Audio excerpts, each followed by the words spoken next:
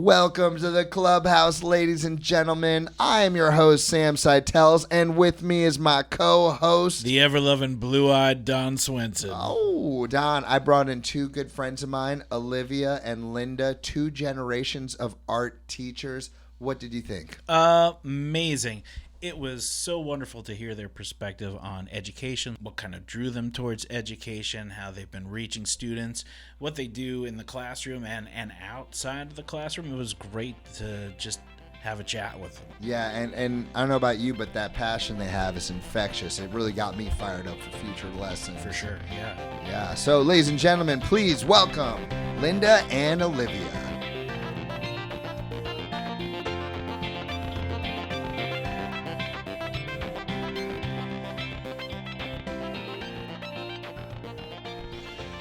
They said it couldn't be done.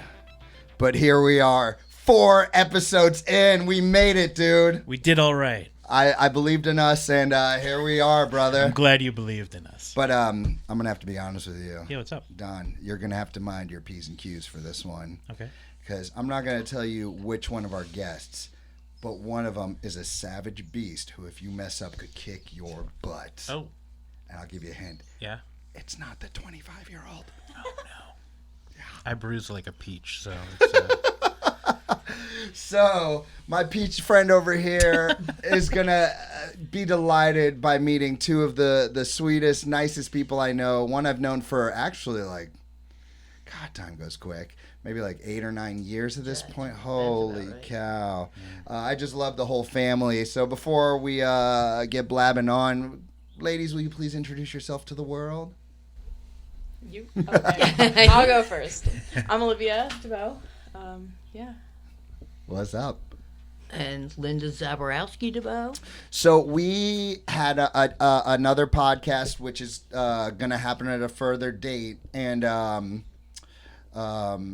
we needed a space to fill. And I'm sitting there at a jiu-jitsu tournament watching my kids kick some butt. They got their butts kicked here and there, but they took it so well. Right. I was so proud of them. Even though they lost sometimes, I that was my favorite part because I've never seen them have good sportsmanship and talk afterwards. It's no big deal. I'll get better. Before, there would have been tears and this and that.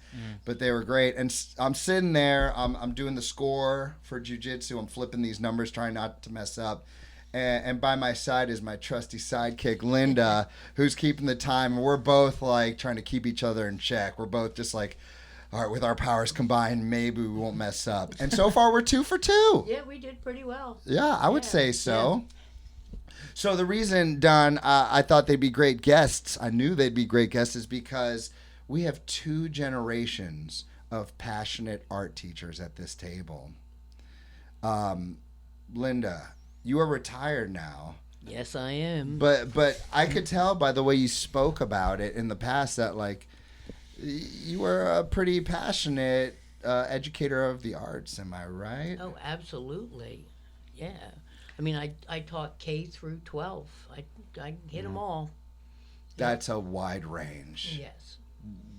I mean, spaced out. I mean, it was K to 6, then it was 7th and 8th, and then I wound up at the high school for my last 17 years. What was your favorite? See, I don't have one because they're all kids. Mm-hmm. So you all equal? Pretty close. I mean, I was really surprised. I didn't think I was going to like middle school at all, and I love those kids. That was really a really fun trip. All right, as someone who used to teach PE, not only did I teach PE, but I taught PE to my former elementary school students, where I'd be like, here comes Zach and Billy, they're back. And I'd be like, wait a minute, what happened to Zach and Billy? They were so mean to each other. I'm not a middle school teacher. Mm-hmm. It is not in my blood. I could teach just about any other grade. But, man, that's a tough one. What is it about middle school that you were able to hang so well with? I don't know, they're starting to come into themselves, mm-hmm. but they're still kids. They still need that hug. They still need that reassurance, I think. Oh, for sure. They're still kids. But they don't think they're kids. Right, exactly. Yeah. So what were your strategies? Did you see that ever in the classroom where they would be really rough and mean to each other? Or was that just because I was teaching kids. PE? That's kids. That's true. Man, but especially that puberty age. yes. 12, 13, and they're, when they're really bad? Freshmen in high school. Really? Yeah, because they're the babies, and they act like babies. It's not until they're sophomores that they start to chill out a little bit. Oh. Yep. You know this as well? Sure. I've seen it both as a parent, and as an educator. I used to teach at a couple of different private schools. One was originally K through 8 and then went through like pre-K through 12, and then I taught at a Catholic school that was middle school through high school, and mostly theater stuff. But yeah,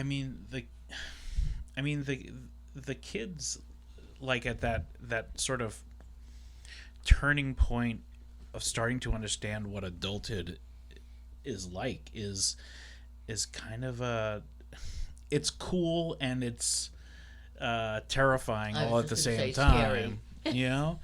I find that it's interesting because even starting as early as like 8 or 9, they're really starting to get their own sort of identity, but you're seeing that now that they have their identity, they're starting to make choices that are leading towards probably their path to adulthood, and some of those choices aren't necessarily the best, Right. And I think that's probably where it starts to get terrifying, because they have the ability to make choices, and now they're also bucking against authority because they think they're invincible. Yeah. At least that's my take on it. Plus, the 8th graders are the big dogs. Could you just cool. The 8th graders are the big dogs in the school. The freshmen are the little dogs. So do those little dogs feel like they have something to prove, you would say? Yeah. Oh, yeah, absolutely. You think that's a similar thing as with middle school? Because for me, the 7th graders were pretty decent compared to the 6th graders. To me, those 6th graders, oh my gosh, they were so mean to each other. Like, I did not know what to do. And, you know me well enough. Don knows me well enough. Where usually I could handle a situation with little kids, big kids, whatever. But holy cow, that was one situation where I was like, I don't know what to say to reach through to this age group. Olivia has better experience with that because my school only went from K to 6. So I didn't have the 7th and 8th graders with the 6th graders. I had right. So I had the 7th and 8th graders. So Livy could speak better on that. Yeah, so I have preschool all the way up to 8th grade. So I have 10 grade levels. And yeah. My elementary school kids, I think I have them under wraps. Like, you've got that. I love them. Yeah. They're my little, little posse. Are we talking? Yes, I totally understand that. Like, I go into my middle schoolers, and I think they're just a little bit harder to like reach because they are trying to turn into their own people, and it's just, yeah. Yeah, I'm guessing, and I might be wrong, but a lot of them probably think, or at least act like they're too cool to do art. Yes. Yep. Am I right about that? Absolutely, yeah. Because they're even like that at summer camp, where they're like too cool to friggin' go in a pool. Yeah. Where I'm like, are you guys serious? Yeah. I've known you guys for 8 years. You're not too cool for this pool. Yeah. Like, get in there. Yeah. And they'll be sitting on the sidelines, like trying to sneak their phones out. I'm like, oh. Yeah. There's a pool right here, people. Absolutely. Now, what I'm gonna take it, I guess, Linda and then Olivia. Like, what drew you towards education, specifically arts education? As a child, I just always wanted to be a teacher. I wanted to be that one in the front of the classroom running the show. Did you have a family member, or just it was? No, it was just, and I went to Catholic school, and I mostly had nuns. So, I didn't know that. Where'd you go to Catholic school? Where? Yeah. Oh my God, I just drew a blank. Holy Savior in Westmont. Okay. All right. Was it a good experience going to Catholic school? Yeah, except guess what? No art. Oh. The only time we had art was if we had a little bit of free time on Friday afternoon, and the teacher would just come out with something silly for us to do. Yeah. Well, it was all just math and language, or I guess religious study as well. Yeah. Yeah. Okay. Yeah, and history and geography. Yeah. Which has changed immensely since I've been in elementary school. History and geography? Geography. Oh, yeah. Geography has changed. How's that? You mean like The USSR. Yeah. Oh, okay, okay. Well, there's Siam. Siam was a country when I was a child. Yeah. What was Siam? I think it's Thailand, Thailand. now. Yeah. Oh, Yeah. okay. I should know these things. You should watch The King and I. The, My mom used to tell me about that. It's a show, right? It's a musical, movie. Yeah. A musical, okay. Yeah. Yeah, she loves that. Is it all about that? Well, it's about the King of Siam, and I mean, Okay. pre-Thailand. I'll check it out. Yeah. Yeah. So were you inspired by Mama to join the education field? Definitely had inspiration by her, through her, and everything. I grew up going into our classroom every single summer to unpack the supplies. And I'm like, this is amazing. Like, this is like Christmas. I love putting together all of the Drying rack and Yeah, things drying like that. racks Yeah, and stuff like that. shelving. And it's like, wow, it's like a whole little. This is her classroom and everything. And even like bringing her to work day or helping out with them doing face paint for the football games and stuff like that. It was just like fun to see it from like somebody who wasn't in high school at the time. I was like, what, 8? Right. So I was like a while away from high school, so it was an interesting experience from that. And then like seeing how my mom was with her students and everything, and yeah. What was that like? She was like the same person, but definitely like more, not stern, but like Teacher voice. Yeah, definitely. Authority. Yeah. Everybody, yeah. I would love to say, man, you guys are just knocking everything over, huh? Oh, jeez. When she was really young, I would say like maybe 4 years old, I had brought her in when I was teaching 8th grade, and every class, we would stand at the door waiting for the kids to come in, and then when that group would leave, she'd go back to the door and she'd go, okay, it's time to teach the kids, Mom. Oh my God. Well, that's Yeah, and I don't remember any of that. adorable. I'd put her in her car seat on the way home, and she would pass out. Yep.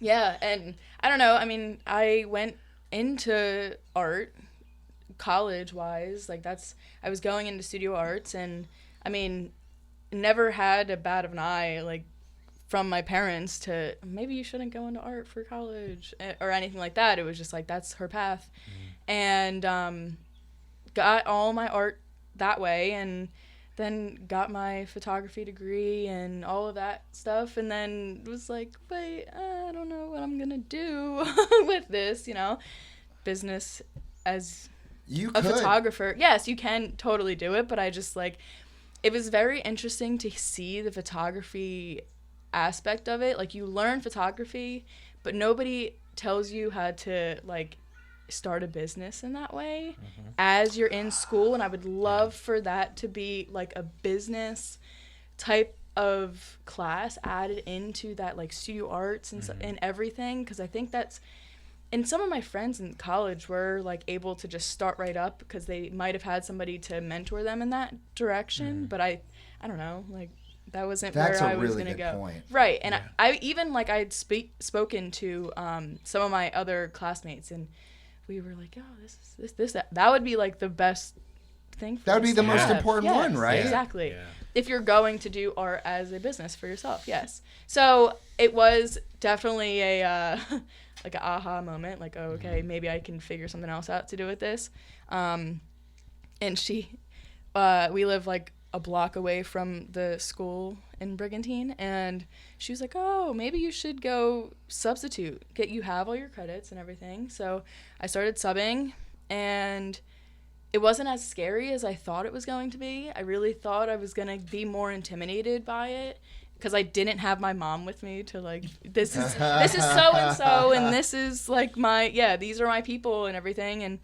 And going into my own little world there was a moment in itself, and I was so comfortable in that school, and that experience alone was like, oh, I can totally like have my own classroom and everything.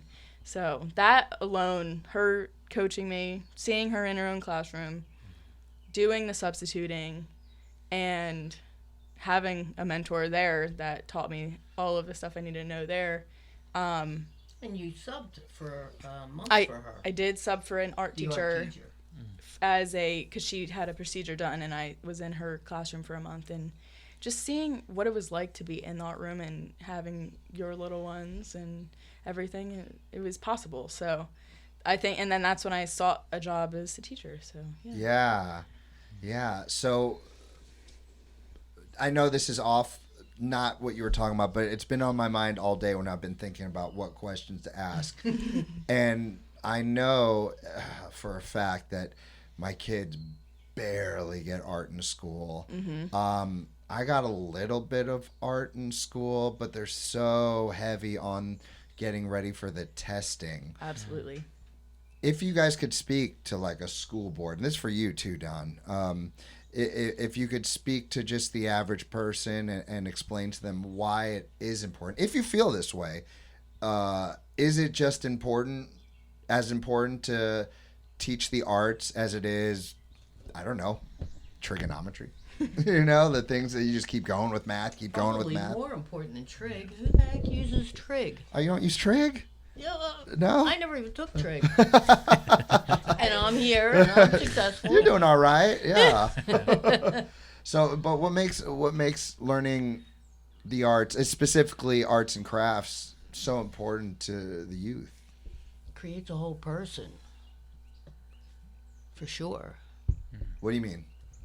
What do you mean? Creates a whole person? Well, you can't just do reading, writing, arithmetic. You need more outlets.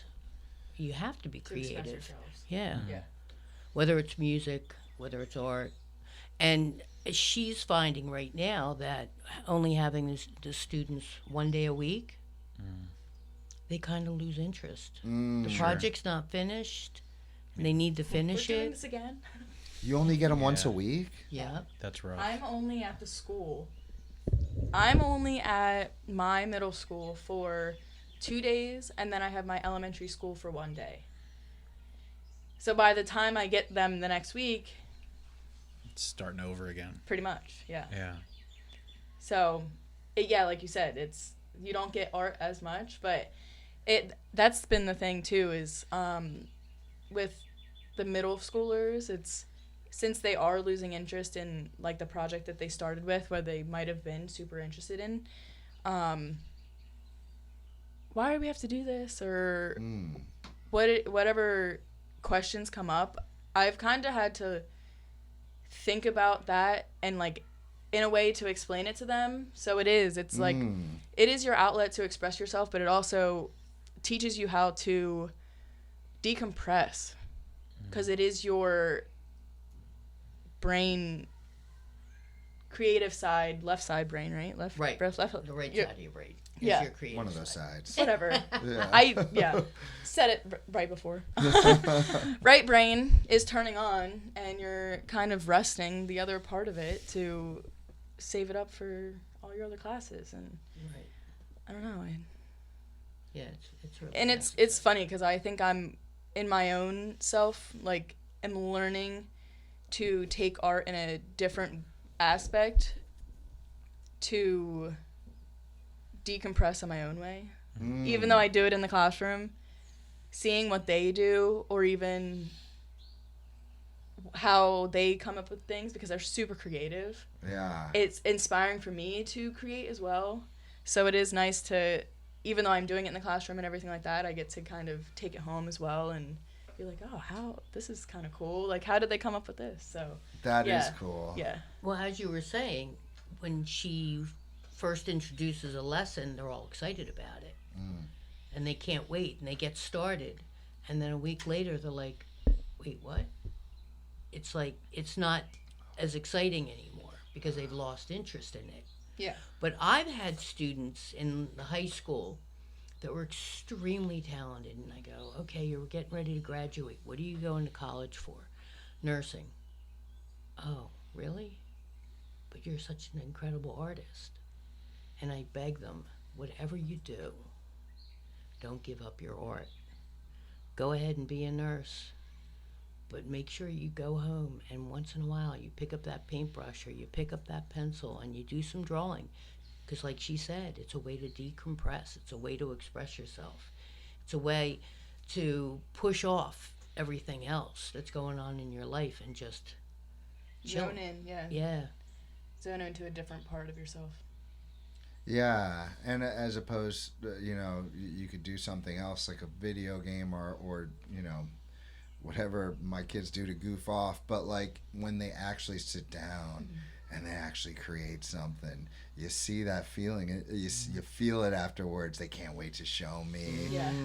I better put in my little treasure chest of stuff they make me. Right. And it's like they could have been farting around for the next 2 hours, but afterwards they're usually just fighting or just tired or whatever. Right. But when they create something like a piece of art, oh, they're so proud. My daughter right now, she's running up to me with these little pieces of paper, and I don't know what she puts on them, but she tells me. She's only what, 3? She's only 4. Yeah, she's just a right. little lady. I'm so happy she's doing this, but she'll just say, "Daddy, can you put a little heart here and a medium heart here?" I don't know if you want me to do this, but I'll do my best, sweetie. And all my kids, they all love that, and they'll watch YouTube videos and learn how to draw a Pokemon or whatever, and they want to. One of these days, I think I told you, Don, the art club does these festivals and things where people have booths and sell their pieces. And my son is already asking, like, how do I get it out there? I want to sell some of my pieces. So I'm like, that's awesome. Wonderful, man. No, it is Yeah. great, yeah. Yeah. So that makes me actually really upset, though, about what you said about once a week, because I know ever since I started teaching, I was 22 when I started, and I get to see my students every single day, 8 hours a day, and I really feel, I mean, they tell me, I get messages nowadays like, "Miss Sam, you made an impact," and that's like, that's my treasure, It's the best feeling in the world. It's so nice. I remember when I was in 4th grade and students coming to see my 4th grade teacher, Mrs. Buchanan. I was like, why would anyone come back to say Her. and to see a teacher and say hi? And here I am on Facebook messaging her all the time, thanking her because she made that impact on me. So my question is, like, once a week, do you feel like you're able to make some kind of impact? I'm not saying on every single student, because you see a lot of students between, but are you able to reach some of them, you think? I definitely think I reached them. I mean, Christmas and Teacher Appreciation Week was so overwhelming with, like, the letters. Oh my gosh, not even to mention my birthday. They were bringing in letters for me, and one girl made a huge poster with my favorite TV show on it, and it's mind-blowing to see how little time I have with them and the amount of impact that I have, because it's kind of funny that I'm like, oh, these are just my students, and I love them, but I don't know how much I'm getting that back, but when I do see that in a way, it's rewarding. It definitely is rewarding. But even, like, that's more my middle schoolers, because they're so hard to read. They're too cool for anything. Yeah. But my elementary school, every single time I'm there on Thursday, it's, "Miss DeBow's here, Miss DeBow's here," and they run up and give me a hug, and so I think just keeping it fun and listening to what they have to say about things too is very important, and remembering what they say, because it's actually listening to what they say. Oh my God, you're so wise. She's so freaking wise. Because then they're like, "Whoa, you remember that?" or whatever. Yeah, it's very impactful to. Oh my gosh, you must be pretty proud. Yeah, very. I bet Alec wasn't helping you set up your classrooms. Was he? Not really. I can't imagine Not him. in the times I was there.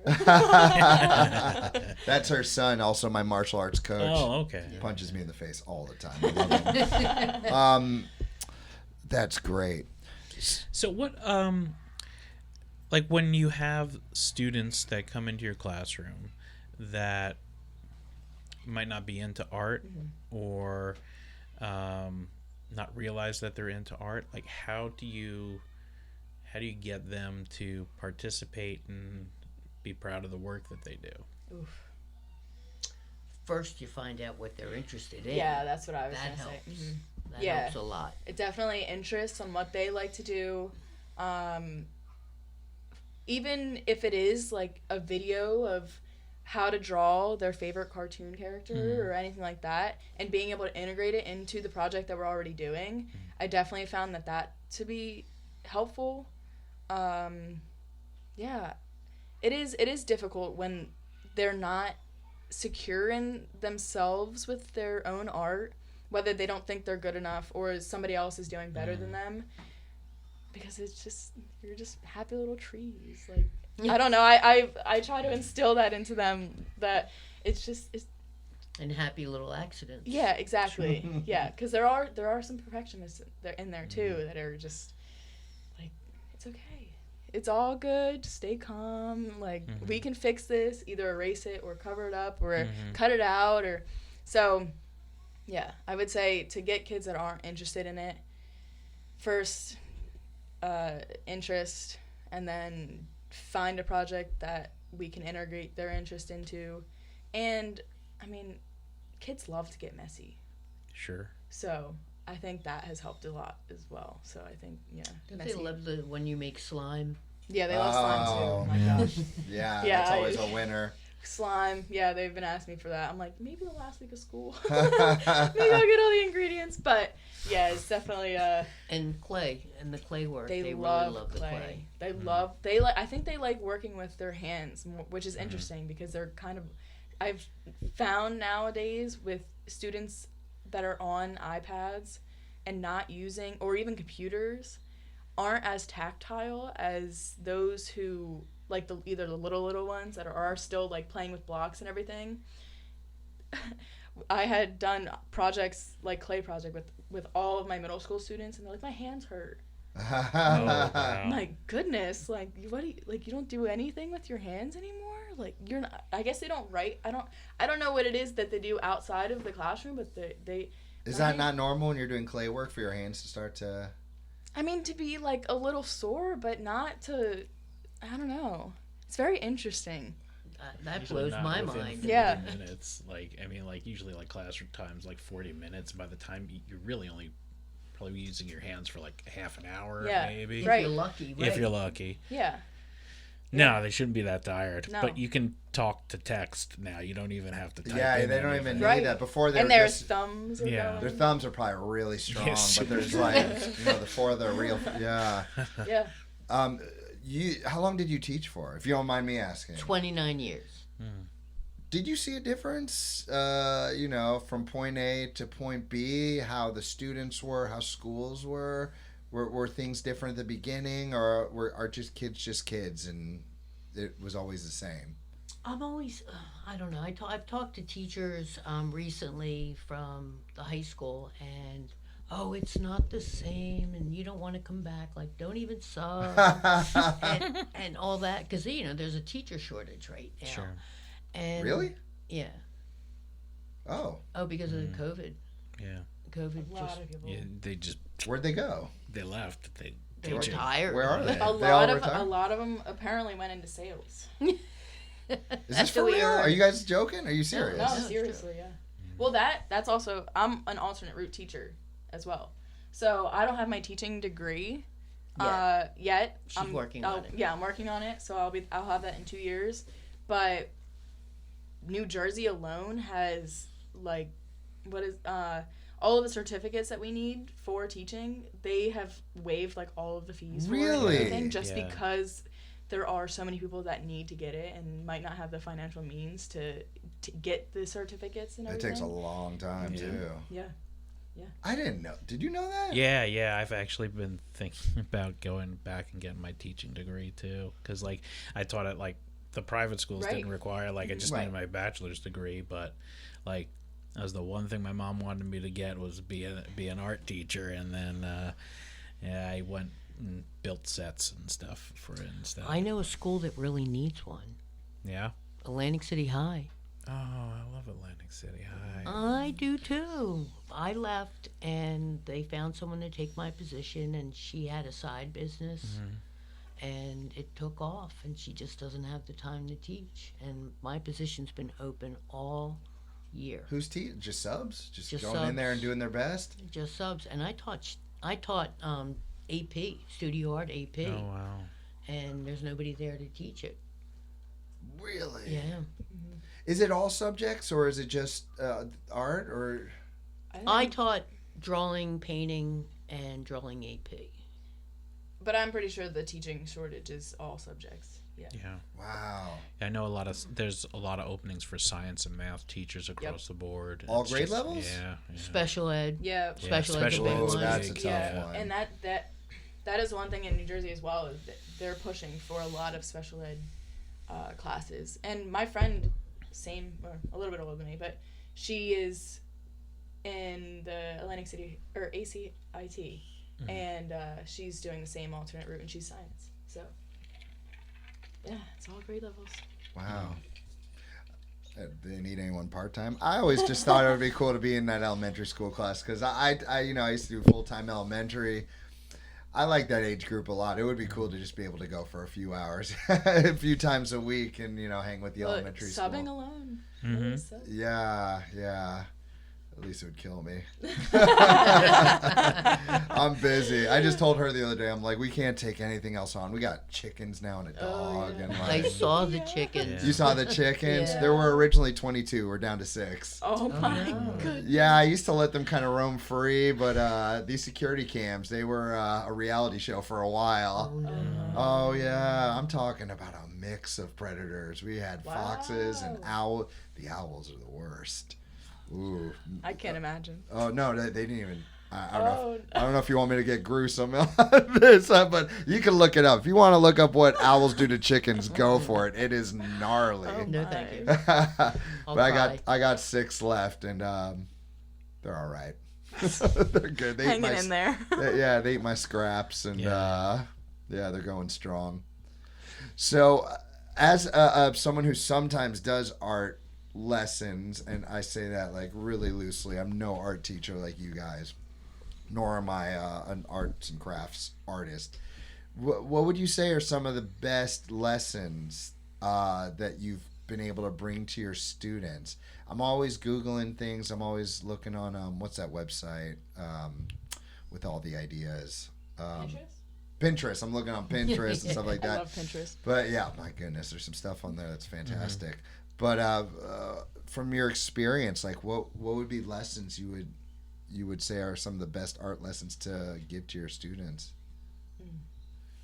Do you remember? It's fresher for you. Well, I think using the grid to help them Oh yeah. copy a portraits. photograph, Any Help photograph or them. portraits. Yeah. right, helps them actually be able to focus and draw what they're actually seeing and not what they think they see. Because, I mean, I've had them, like, take a shoe off and put it up on the desk and say, draw it.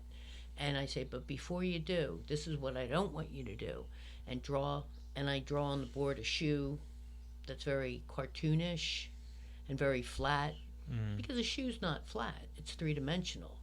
And I try to show them that you need to look at the shoe.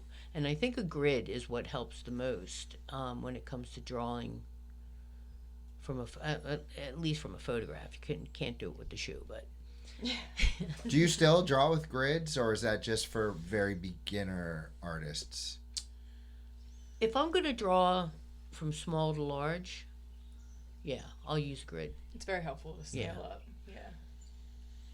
How does a grid work if you're doing the art? Like, how do you use Okay, a let's grid? say I have a 5x7 photograph, and I want to draw it on a 10x14 piece of paper.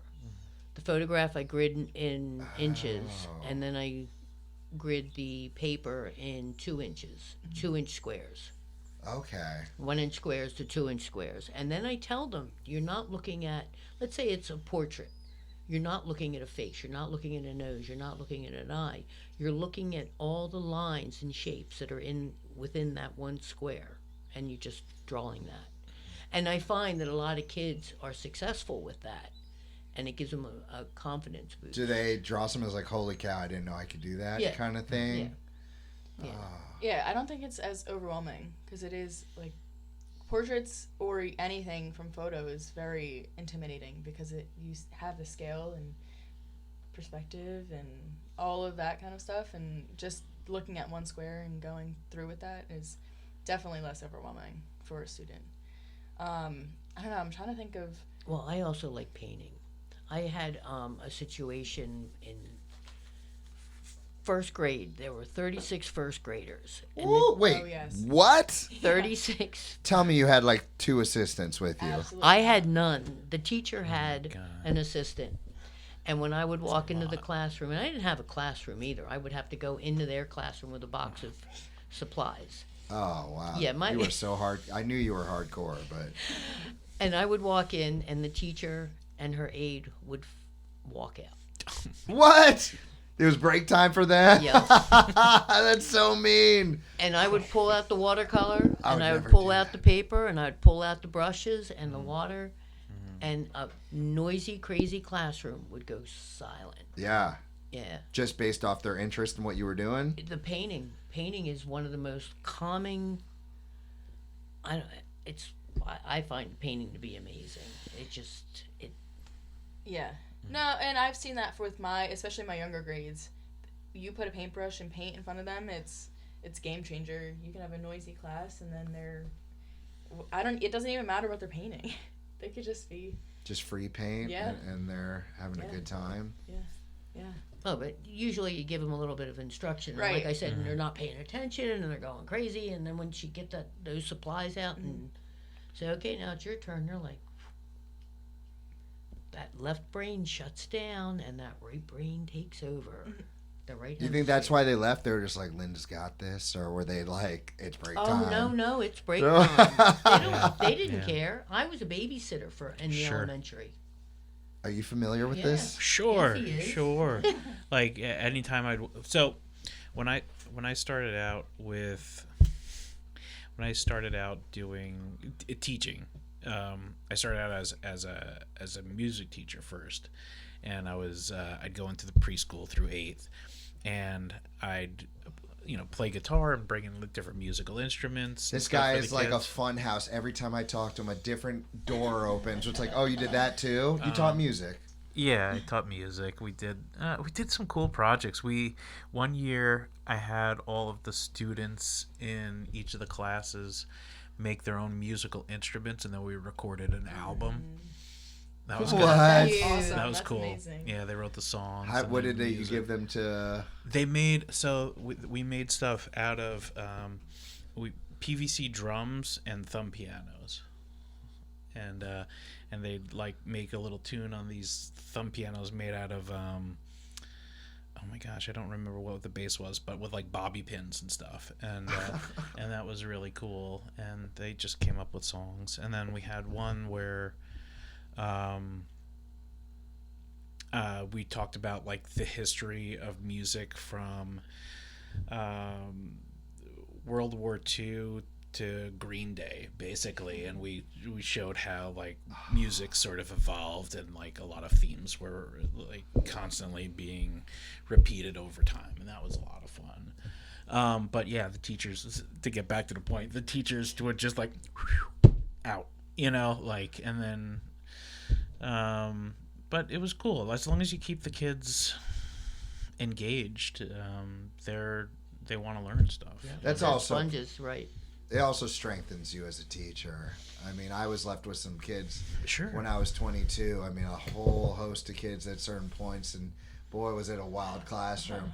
The teachers nowadays don't believe me when I tell them I had no control over the classroom, because now I'm like the principal, and I'm the last person in line. But back then, they loved me. Like, we had, but boy, getting that respect took a couple of years. You ever say anything that was, I don't know, I guess slightly inappropriate for the kid because you get super frustrated?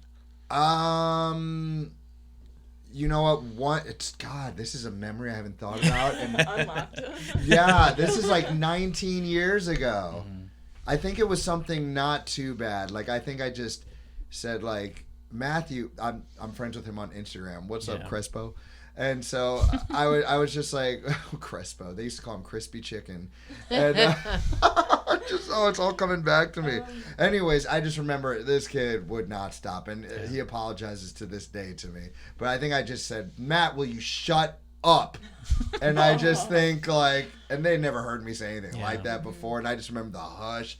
And everyone's like, oh, and I probably started sweating like, shoot, am I in trouble kind of thing. But what did you say? You must have brought that up for a reason.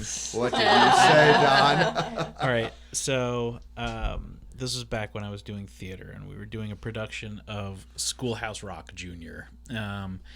And we're doing Interplanet Janet.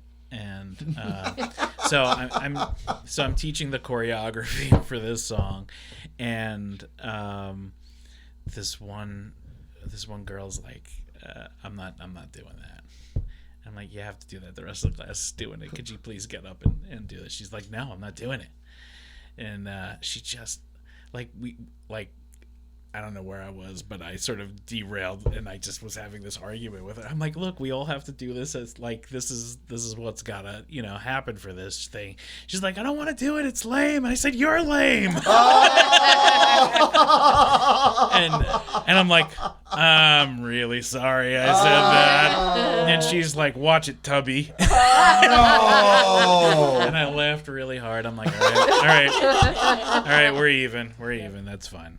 She didn't tell Mom. You didn't have a conference afterwards. She's such a talented young artist now.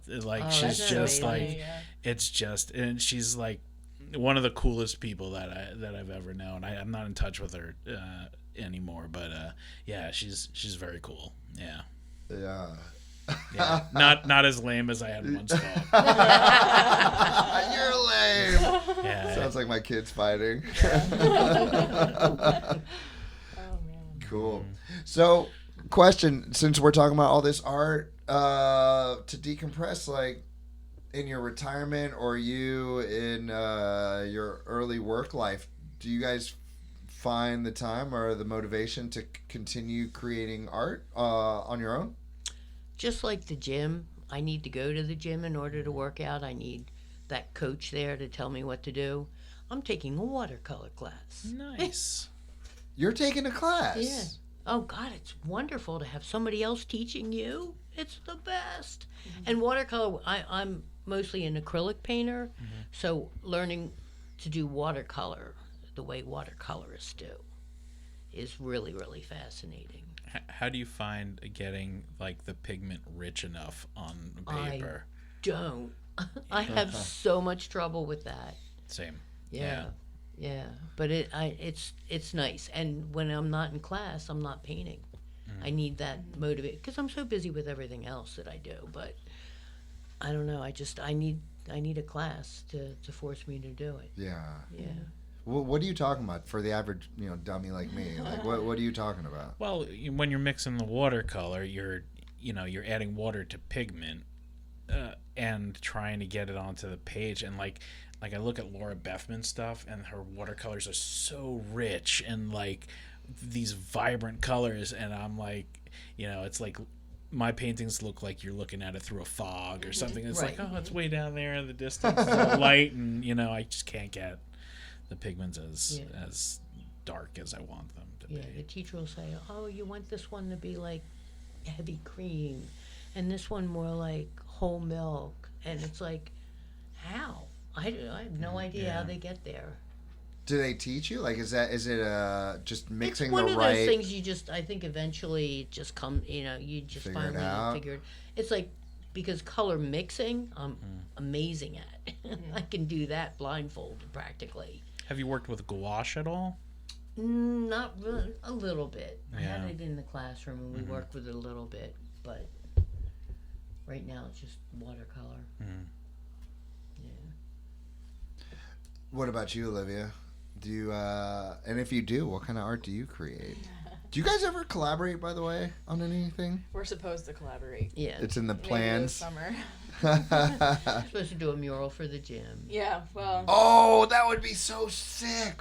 Are we talking about like an alligator thing? Yeah, or... like a A swamp. swamp. Yeah, we're gonna do a No way. Just like along the wall? Yeah. Yeah. Oh, that wall would... It Yeah. needs something like Yeah. that. Yeah. Yeah, so that's in the works, and then Somebody gave us this huge Yeah. frame, and she wants us to do something. It's and super like ornate and like gold and everything. So yeah, it's a giant frame. So we're gonna have to figure something out to put in You there. mean someone but just gave you a frame and said, "Fill this"? Yeah. pretty much, yeah. A friend? Yeah. Yeah, Okay. Yeah, somebody from my watercolor class. She didn't Yeah. want it. And Okay. yeah. But yeah, and we've collaborated in the past with the Instinct logo and stuff like that. You guys made the alligator? Yeah. Oh, of course you Yeah. But Alec was gonna Oh, hire and the somebody gator- outside of the and family. gator tots. Gator tots. Yeah. She did it all. did. You did Yeah. my logo. I didn't even know who did my logo. Our logo. We're a team who doesn't even work together. Yeah. So I do want to get into that. I had some more questions, but can we talk a little bit about gator tots? Oh, of course. Is this Yeah, okay, yeah. Don? Do we Yeah, have absolutely. permission? Yeah, please, yeah. So, Don, just so you know, these kids, these gator tots, they show up for me on Wednesdays. We do some real, I don't know, martial arts light, fun martial arts. I mean, martial arts fun in general. But boy, do I have to bring the energy to that class. Woo! And you do. You Oh my you God. do. Do you see? I don't know. I'm Yeah. like always in the zone. You get to Yeah. see Yeah. sometimes. It's amazing to watch you teach. You're like the Yeah. Pied Piper of the preschool. Absolutely. No, it's true. I'm so honored. Wow. This, I guess, bring this up to all three of you, is like, do you find that being an educator has a certain amount of being an entertainer as well? Oh, absolutely. Yeah. My God. Uh-huh. I mean, so I feel like I have a leg up on it just from my history with pro wrestling, also podcasting, but I would say primarily pro wrestling. Being able to know how to get an audience to really like you, because in the end, 99% of my matches, I was the baby face, which is like the good guy. Yeah. And so I know how to get an audience to like me and how to keep their attention, and also use the right tone of voice at the right moment. If they're acting this way, I better bring my tone of voice to here. You know, I always wonder, like, does it look like I'm just going off the cuff, or do people realize that this is after years of trial and error and, you know, just figuring it out? Hopefully I make it look easier than it really is, because it is Bill asked me, Coach Bill, Alex, partner in crime, he asked me, he's like, do you think 30 is good, or should we up it to 45? I'm like, dude, 30 is good. Oh my gosh. Maybe some parents are asking for that, but no. Yeah. Right. After 30 minutes, you're just like, I'm done. Yeah, you need Toast, a nap. I am sweating, and I'm not going to leave anyone hanging. Bill, Alec, if you're listening, I will never leave you hanging, but I am sweating, no pun intended, the summer days of working summer camp all day in that sun and then doing gator tots on a Wednesday. Oh, man. Oh, That's dude. a long day. That is going to be brutal. But, like, I love that challenge at the same time. Like, every time a Gator Tots class is over and I know that the kids had fun, they're smiling, they've all participated, and then the parents are laughing at the silly stuff we do, I'm just like, all right, I did it again. Like, I survived. Definitely. Yeah. I don't know. Well, our Gator Tots is a little different. Livy is a gymnast. So Oh, really? We're teaching the tumbling, the things, the forward rolls, the backward rolls, the cartwheels, the other things they need for MMA. Because most of the kids that are in Gator Tots are too young for the kids class.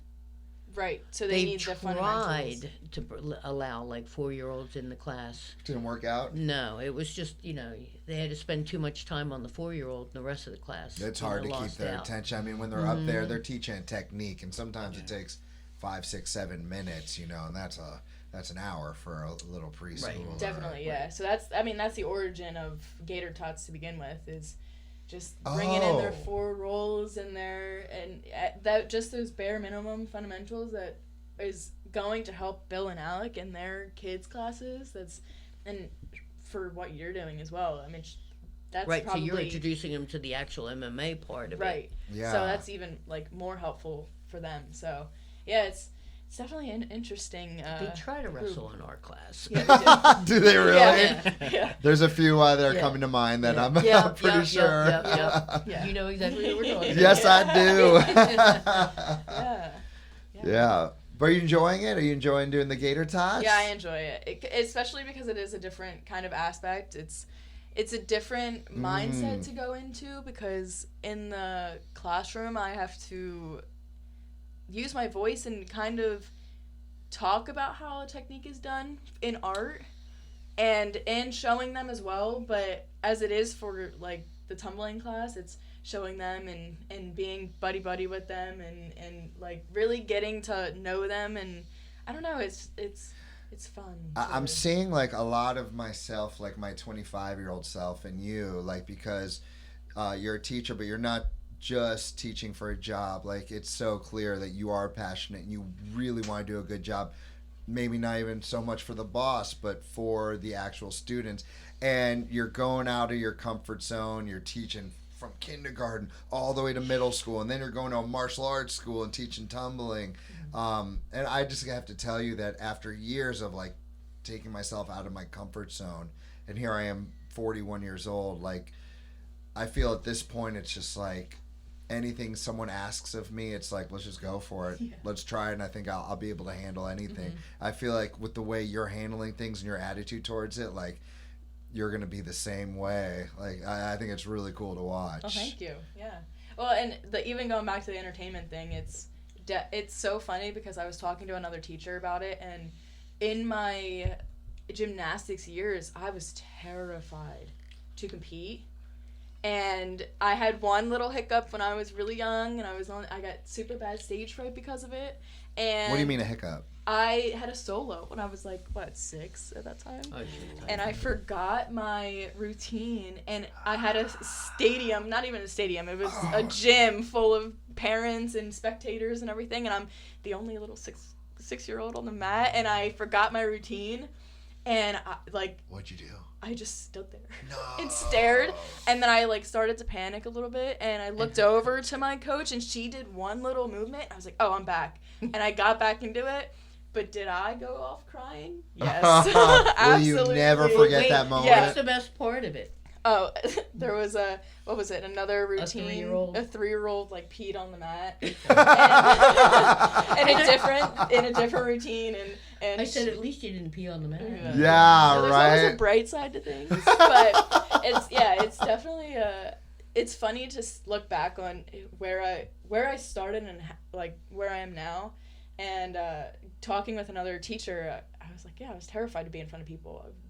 Even just doing presentations in front of my classmates, I'm swaying and I'm having a panic attack up in front of them, and now I'm entertaining and in front of a whole classroom full of kids, and if they care, they care, and if they want to go about their time in a different way, then that's fine too. But yeah, it's definitely, you have to be an entertainer to be a teacher. Same thing. I mean, people find it hard to believe with all the things I do now, but I was the most nervous public speaker when it came to a presentation. I would be freaking out a month before it was even due, on my mind all the freaking time. For sure. Yeah. And now I could talk to 1,000 people. I no sweat.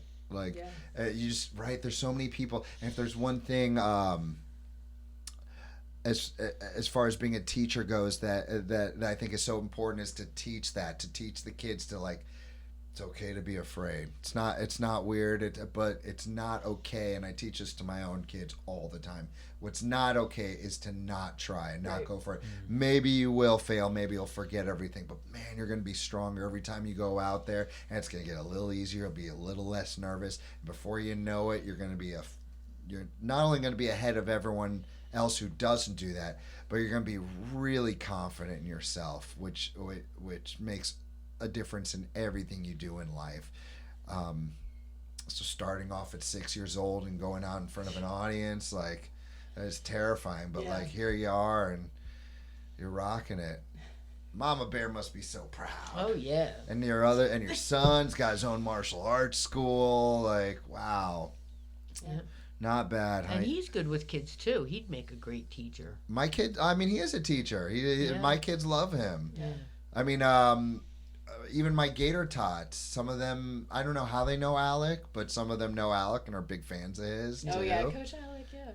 I think maybe because they've tried some of the kids' classes before, or just because I think Well, there's Or maybe their there- siblings too. Oh, maybe that's their true, siblings too. Yeah, are yeah, in yeah. there. That's, yep. Right. Mm-hmm. Yeah. Well, Nico Yeah. does.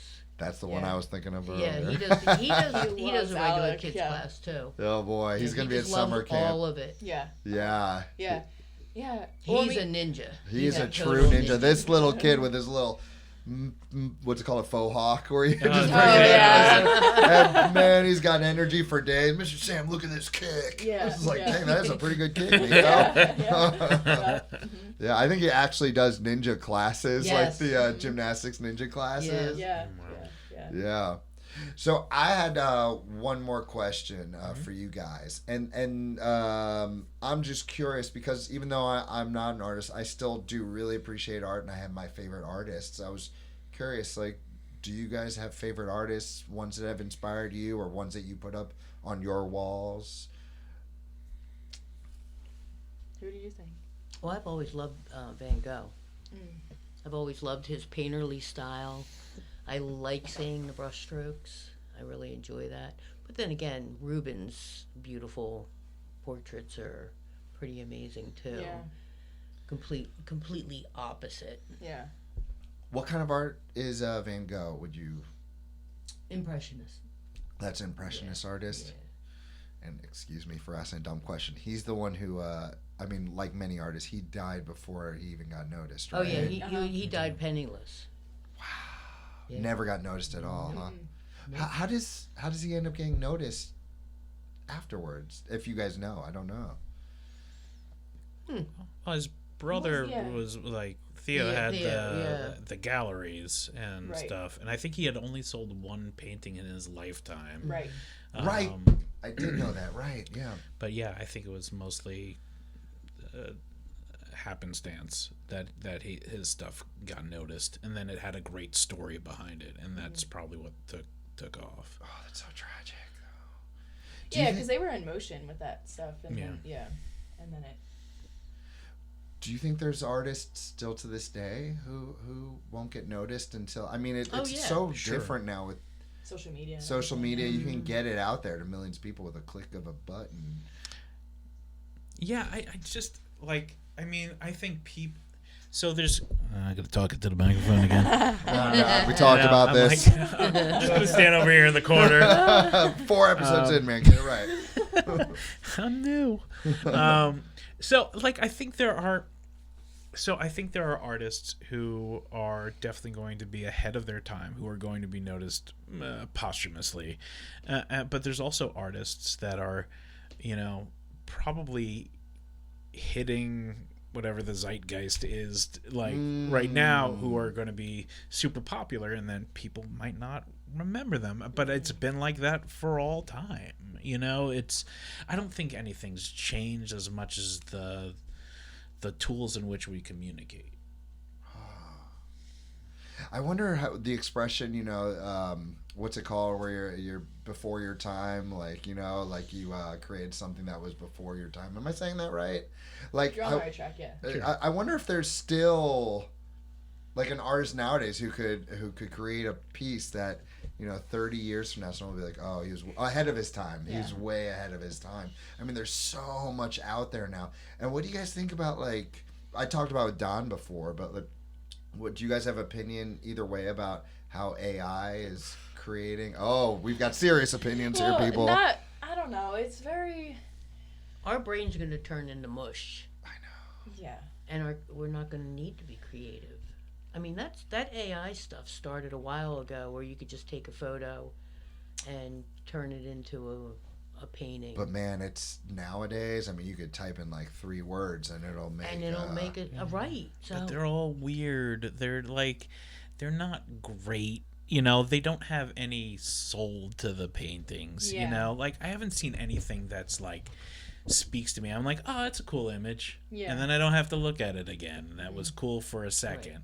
But it's not something that I'm going to stare at for like, I'm not going to go to a museum and wonder what this computer was thinking.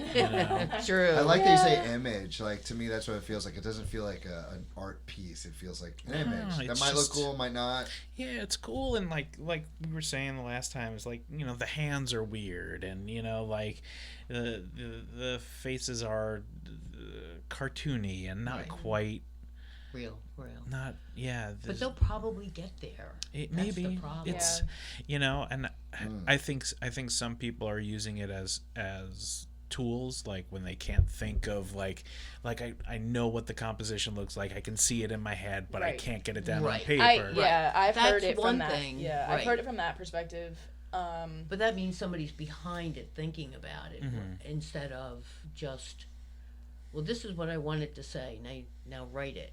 Yeah, I mean, there's no heart in that. It's crazy. Well, I mean, we're seeing this with like papers too, like not just the art thing. Like, I have friends of mine who are professors and teachers, and they're like getting kids plagiarizing and having AI write their papers. Absolutely, and yeah. what can they do? Because it's not necessarily something that's been like written before, but it Right. is But something right. you can tell that this is not your style of Right. writing. Yeah, it's a very interesting thing nowadays. That I mean, I had a what is it called? When I went to the art, all the art teachers were there.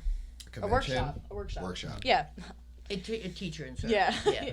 And we had talked about AI, District-wide. and it was more of like a teaching tool, and like put in sub plans for crayons and less mess and everything, and spit it out, and it does come up with something, but it's still not what you want it. So it can give you the idea for what it is, but I don't know. It's a difficult thing to gather, I guess. I can't put into words either, but Yeah. like the other day, like I like Elvis, I like Green Day, and I remember hearing Elvis singing a Green Day song. I mean, it sounded like Elvis was singing a Green Day song, and all I felt was like, it sounds like Elvis singing a Green Day song. But I can't see myself listening to it in my car, not because it's bad or good. It's a computer. Right. It's Right. not Yeah. right. There's no heart behind It's it. like that It's soulless. Yeah, it's no the soul. soulless. Yeah. yeah. Yeah. You But did it. Hey, you did it. Was it so bad? No. You guys rocked the mics. Don, do we have any news? Anything for the people? No, just all summer long, live drawing every second and fourth Thursday over at Chimney Rustic Ales for pints and poses. We've got I don't know if this will air before or after, but How to Suck at Art and Not Be Afraid to Try on June 6th. And that's kind of it. I should go to that. And You should. It's super fun. And just so you guys know, you guys replaced a burlesque dancer who was supposed to be here today. So that we've got that coming up real soon. And that's it. Girls, thank you so much for doing this with us. Yeah, thank It you was so a pleasure much. being here. Yeah. Yeah. All right. Pleasure, Don. Oh, Sam. Always. I love you, brother. All right. See you, people.